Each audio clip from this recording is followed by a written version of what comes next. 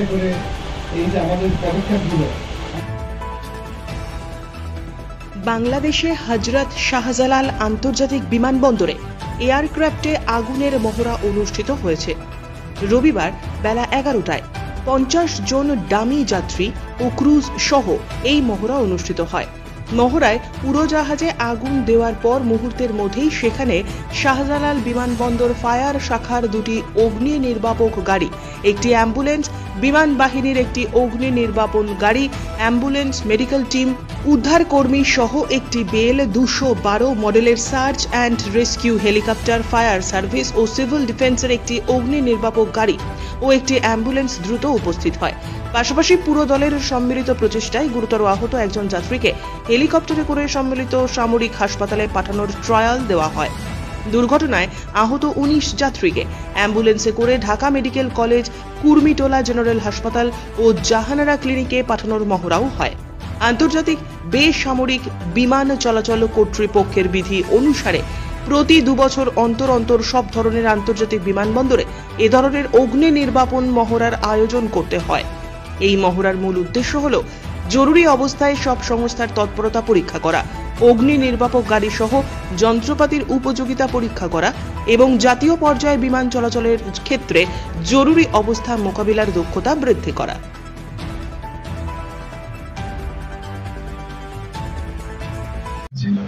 আমি আশা করবো এইভাবে কিন্তু আমাদেরকে সামনে যেগুলোকে কাজ করে যেতে হবে, যাতে আমরা আমাদের ভাবমূর্তিটাকে ধরে রাখতে পারি।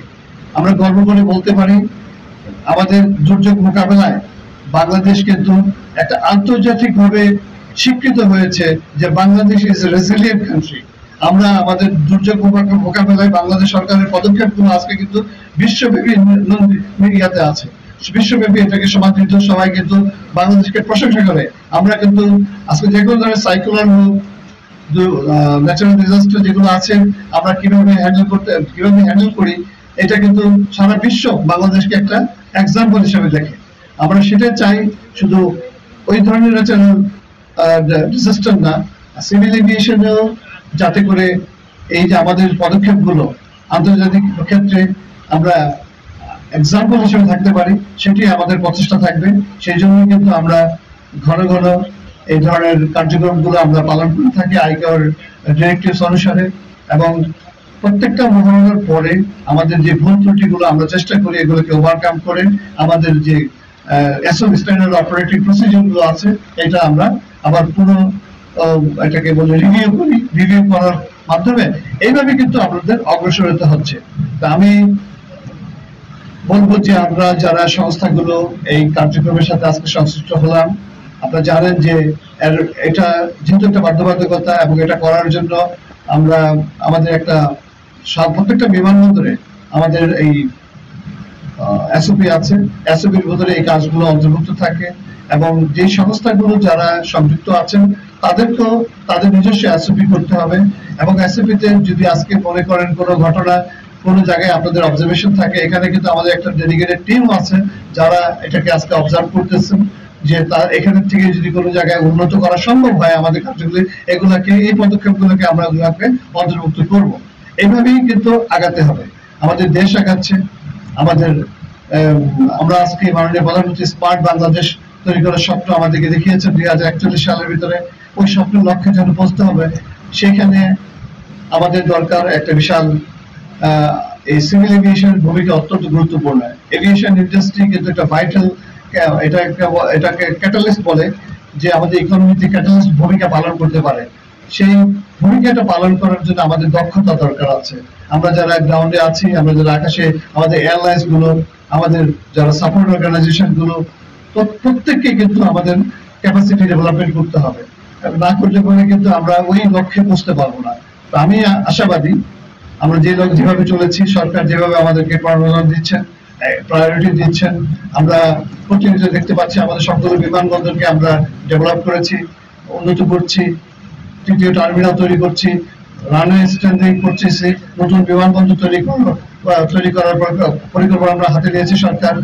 আমরা মাননীয় প্রধানমন্ত্রীর কাছে অত্যন্ত কৃতজ্ঞ যে তিনি এই সেক্টরটাকে অত্যন্ত বেশি প্রায়োরিটি দেওয়ার কারণেই আজকে এত দ্রুত আমাদের এভিয়েশন সেক্টরটা এক্সপ্যান্ড করতেছে, আমাদের নতুন নতুন ইন্ডাস্ট্রি ডেভেলপ করছে, নতুন নতুন এয়ারলাইন্স আসতেছে, আমাদের নতুন নতুন এয়ার সার্ভিস এগ্রিমেন্ট হচ্ছে, বিদেশি এয়ারলাইন্স গুলো আসতেছে। বিদেশি এয়ারলাইন্স গুলো আসার যে একটাই কারণ, যে তারা দেখতেছে বাংলাদেশ একটা সম্ভাবনার দেশ, আর এই দেশে আমাদের এভিয়েশন ডেভেলপমেন্ট, এভিয়েশন যে ম্যানেজমেন্ট আমরা করতেছি, এটা যদি সেফ এন্ড সিকিউর ভাবে না হয় তারা কিন্তু আসতো না। আজকের এই মহড়া কিন্তু তারই একটা উদ্যোগ, যে বিশ্বকে প্রমাণ করে দেখিয়ে দেওয়া যে আমরা কতটুকু প্রস্তুত। আমাদের প্রস্তুতির একটা অংশ আজকে আমরা এখানে এক্সিবিট করলাম, তা আপনারা খুব সুন্দরভাবে করেছেন। আমি আশা করব যে এখান থেকে যে আপনারা জ্ঞানটা আহরণ করলাম, এই জ্ঞানটা আমরা ধরে রাখবো এবং আরো কি করে উন্নত করা যায় সেইভাবে আমরা চেষ্টা করব।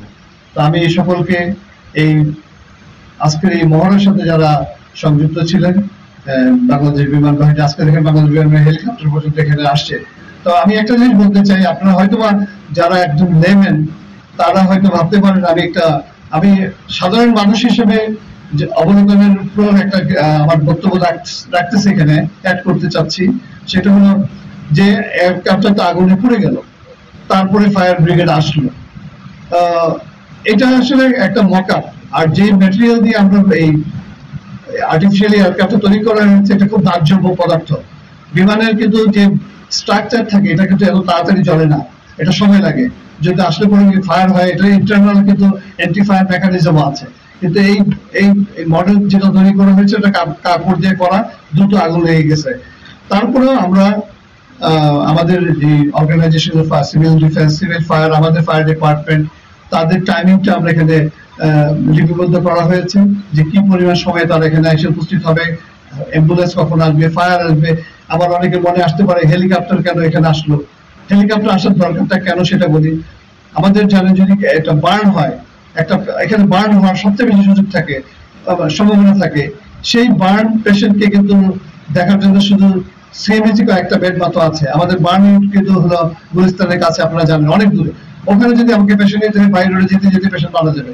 তা আমরা এই সমগ্র ব্যবস্থাপনাটাকে আমরা এখানে উপস্থাপন করার চেষ্টা করছি, যাতে সিমুলেট করলে প্রত্যেক সংস্থা প্রস্তুত থাকবে, যাতে একটা এরকম একটা দুর্যোগ হলে পরে যেন সকলে আসতে পারে এবং সকলে টাইমলি অ্যাকশন দিলে আমরা একটা জীবন যদি বাঁচাতে পারি সেটি আমাদের সার্থকতা। আমরা চাবো যে কোনো জনমালের জন্য কোনো ক্ষতি না হয়। এই আমাদের এই মহড়ার একটাই উদ্দেশ্য, যদি জনমালের কোনো ক্ষতি না করে সম্পদ এবং আমাদের যে ক্যাপাসিটিটা এটা যেন আরো উন্নত করা সম্ভব হয়। তো আমি আবারও বাংলাদেশ বিমান বাহিনী, বাংলাদেশ ফায়ার সিভিল ডিফেন্স এবং এখানে উপস্থিত জাহানারা হসপিটাল এবং আমাদের আনসার, বিডিপি, পুলিশ, এপিবিএন এখানে এবং বিভিন্ন এয়ারলাইন্সের প্রতিনিধি যারা এখানে আসছেন এবং বিভিন্ন সংস্থা থেকে যারা এখানে আসছেন, সকলকে আমি আন্তরিকভাবে ধন্যবাদ জ্ঞাপন করছি। আর বিশেষ করে ধন্যবাদ জ্ঞাপন করছি আমাদের মিডিয়া ভাইদেরকে, যে আপনারা প্রতিবার এই যে করে আপনারা সুন্দরভাবে প্রকাশ করছেন, এটা বিশ্বমণ্ডলে আমাদের ভাবমূর্তিকে অনেক বেশি উন্নত করে। আজকে যে বাংলাদেশ কত স্মার্টলি এই ধরনের এক্সারসাইজ করতেছে, এই জিনিস